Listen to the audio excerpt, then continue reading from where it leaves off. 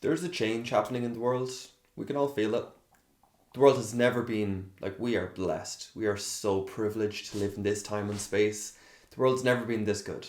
Ask your Steve Pinkers and all the rest, like, like, bring Genghis Khan or Caesar or Napoleon into your local supermarket and show them how much food is there and the variety of food that is there, and they will think that you are royalty and that they are getting ready for a banquet.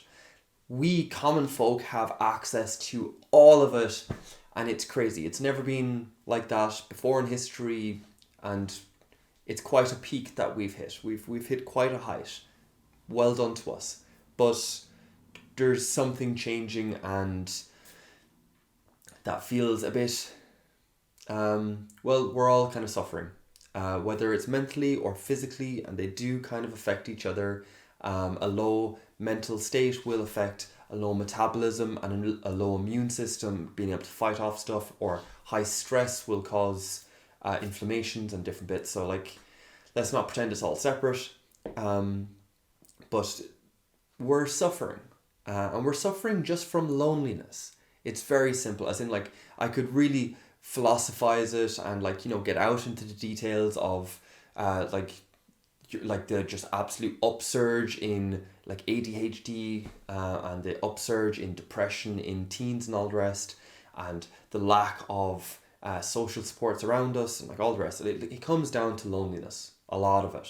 Just not being able to bounce off each other, our antisocial tendencies not getting kind of scoured off each other, like, not kind of smoothing out those rough edges. But either way, if we recognize that a lot of it comes down to loneliness and not being able to go to our friend or go to our neighbor and ask for a cup of sugar, as is the stereotype, and instead we're just like, why would I burden them with me when I can just go to Amazon? I can just hop into my car and go down to the shop. I have, there's just so much available energy to me from fossil fuels and from everything else. Like, why would I dare try to claim someone else's energy? Why would I ask them for a favor? And now we'll all recognize that asking for favors is what builds ties, builds communities and stuff, is a certain amount of needing each other. And luckily, on that point, the world is going to bring us back to it. There's a rough time coming ahead, and we will all come back into a communal space, and we'll ask each other, what are we doing, where are we going, and just how do we organize?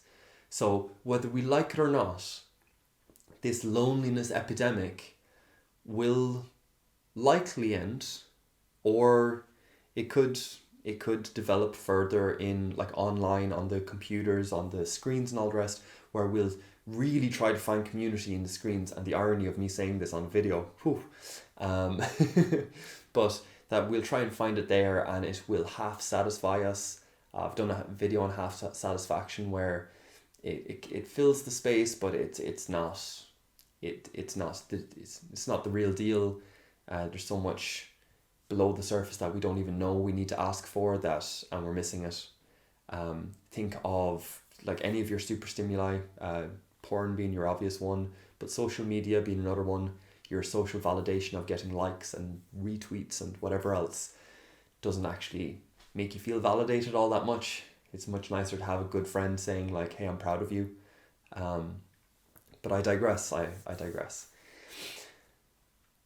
So the world's going to bring us all back in together, because there's a tough time coming and we will need each other. And my question then today is, what is that going to look like? But first we have to ask ourselves, what exactly has it looked like in this time of plenty? When we've had this super abundance, what have we all done with it? What we've all done is we've become very specialized.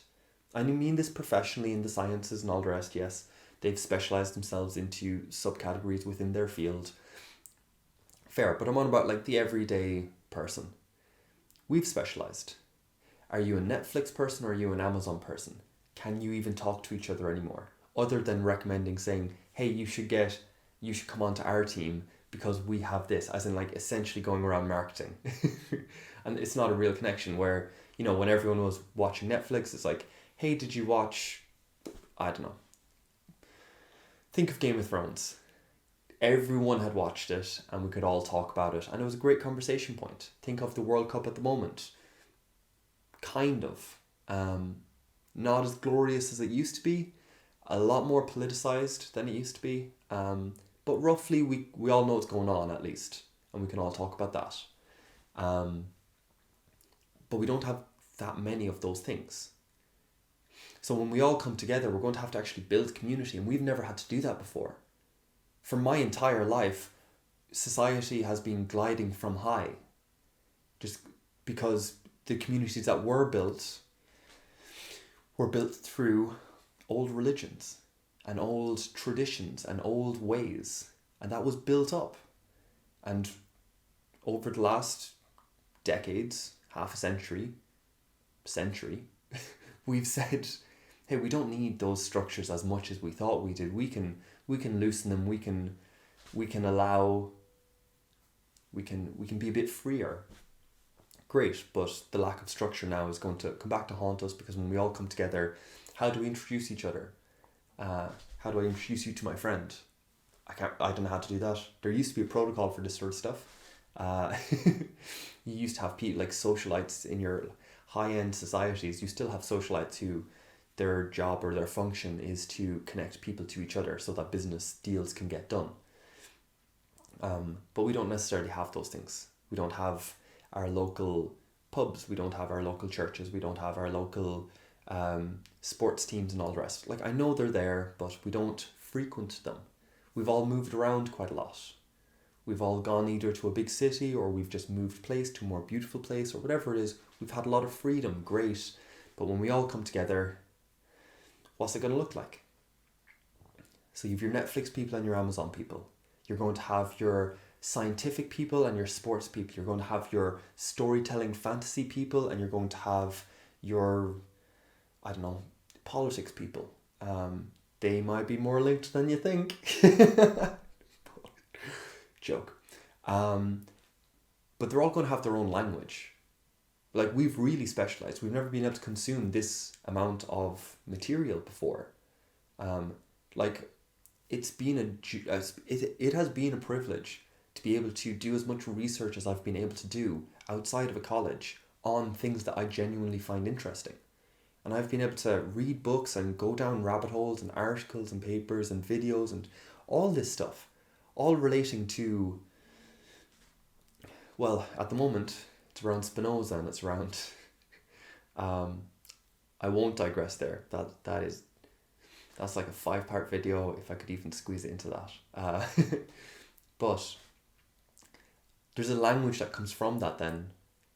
And sometimes it's hard to offer it to people. Sometimes it's hard to offer my thoughts myself to another person, because the language that I'm kind of swimming in so often now is just different than what they're swimming in.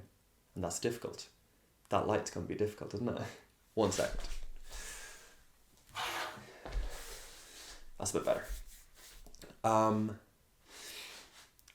So yeah, when we're swimming in different oceans of language, again, what happens when we all come together? That's my question. And it's really a way of me shamelessly plugging the workshops that I'm doing. And that is authentic relating workshops, where instead of me and you talking about a third thing, where we are talking about the weather, the sports, the science, the politics, whatever it is, instead of doing that, because then we can get into debate, and you could be my enemy or whatever else. Just no, it's just relating back. It's making that triangle shape, that triangle, into a flat line where we just talk about what's in front of us. So, how am I presenting right now? Did that light distract you? Is this t-shirt just too white? Am I talking with my hands too much? Is my voice a bit either fluctuating, or is it a bit monotone? How's my stance? Am I a bit cowered over, or I don't even know what sort of stance that was. But how am I presenting? How is that making you feel? And then that discloses quite a lot, because I can't see myself in 3D. I can see a picture of myself, I can see a video of myself, both on a flat screen. I can see myself in a mirror, but that flips it. And also, it's flat, it's 2D. I can't experience myself in 3D at all, I can't. So getting you to relay it back to me and how it feels is very valuable. Even if it does brush me up the wrong way sometimes. But that's where you have certain etiquettes, certain traditions, a bit of structure around the conversation that allows the conversation not to go into a monologue of, I do it because my father did it and his father did it and this is how it's always been. So why are you even questioning how I'm speaking that word, that how I'm standing, like whatever it is. So just keeping it as an authentic relating conversation, there's a bit of containing that, but we do that in the workshop, it's no problem at all. And then the other thing that gets done as well is dialogue into dialogos. And this is massive, because when we do all come back in together as a community, the place where we used to relate to each other, we used to share values, was religion. Hey, you're not as important as that, as the big thing. This is more important than you. I can't say that anywhere else. If I say it in science, I'm going to be utilitarian. I'm going to be like, hey, you're not as important as the science, as the facts, as in you have to do. We just came out of a pandemic, we all know.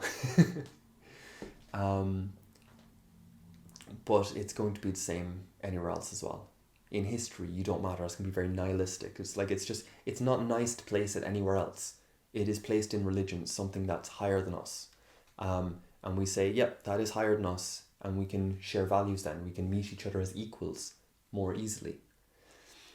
So I say all of that because the dialogue into dialogos practice, again, if you're interested in this, look up John Vervaeke, and he does the proper workshops for it. I'm simply trying to do my own workshops to have a bit more frequency in it. His next one is in February, I believe. I will be there, like I'll be at it. It's just online. I'm very excited for it, so definitely go along to it. But in the meantime, I'm going to be trying to organise some smaller ones myself. All to say, anyway, talking about a virtue, talking about something outside of ourselves, not necessarily that it's more important than us, but just something that we both aspire to. Do we both identify as a confident person, as an authentic person, as a disciplined person, as a person with temperance and person with fortitude, a person with wisdom? We all like to identify ourselves with these virtues, but we all have a very different idea of what that means to us. What is it to be tempered? It's like holding two opposing points. It is maybe taking a breath before speaking. How does it resonate with you? And the best part is that you can't actually grab a virtue. You can't hold it. It's not like I have wisdom now and I'll never have to change again. It's like, no. Socrates famously went up the mountains to the oracle and was told he was the wisest man in ancient Greece because he knew that he did not know. Like, that's the thing, as in you don't hold it and have it ever. It is something that you relate to, that you have a relationship with. What is your relationship with wisdom, with authenticity, with temperance? So, in the Dialogos practice, there's 4 people in a group, and they each pull apart in the 4 directions the virtue, what they think the virtue is. And then in that space in between, there is communion. Because there is just there's a void opened up, and we all recognize that is roughly where the virtue is. And we try and it's like I usually use the analogy that it's like wine tasting. It's not very pretty to listen to. It's not like, even in this video trying to describe it, it's very difficult to try and market this or try and make this commercial. It's not a fun watch. But in it, the actual experience of being sensitive, of tasting, of having a relationship, of sharing the space with others and just being, do you get that flavor? How does this hit you? This hits me in a certain way. And having a relationship with and really fleshing out what the virtue is, or the space where it is. I have found that to be very beneficial for myself. There are studies on it that show that it crosses divides. So when specialists come in together, that you are able to share a vision, share something. It is a great way to invite different friends from different groups into just one group, and not have to hey, this is my friend Sam and he's into this sort of music, and hey, this is my other friend Ben and he's into the same music. You guys should talk. Like, how awkward. So no, just sharing and genuinely meeting each other, genuinely seeing another person, not needing to know their story, not needing to know any baggage, any traumas, any of the stuff that gets carried along, but seeing them as a human in this moment as you share a space and commune over a virtue is so valuable. I have found it extremely valuable. It's why I'm doing the workshops. So, shameless plug, over and done with. I invite you to those workshops. I'm going to organise another one in about 2 or 3 weeks. If you want to message me with your email, I will send you on the link and some material around it as well if you want to read up on it. But that's the plug. All to say, the world is changing. We will come back into community, I'd imagine. I would dread if we kept going further into technology. I don't think it's viable. I don't think it's an option at this point. But as in, virtual will play a factor, will be a thing. But I do think real world connection, I'm hoping that priority gets reset. That's where I'm putting my chips at the moment anyway. So we will be brought back in together, I believe. And I think this is a great tool for how to make that process a little bit less painful, because it's going to be difficult. So that's it for today, guys. I hope you have a good week. I hope you're excited by this tool. It gets me excited. It's a lot of fun. And yeah, so I'm going to leave it there. I will see you again in the next one. Bye, guys.